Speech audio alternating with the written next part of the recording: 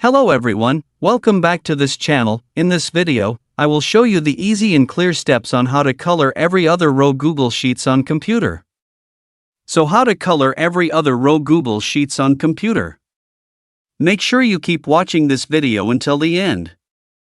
Let's get started right away. Firstly, just go to the Google Sheets application on your computer or laptop. And this is the initial display of the Google Sheets work page. Just block the rows and columns that will be colored, do as I do. Next, to give color, move the cursor to the menu section here. Here there are many menu options. Tap the Format menu here.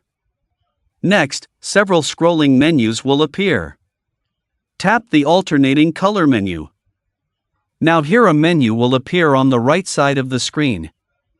Disable the header and footer according to your needs. In the Default Style section, there are several color design options for images that have been provided by Google Sheets. And in the Custom Styles section, you can choose or set the colors one by one manually. Do as I do.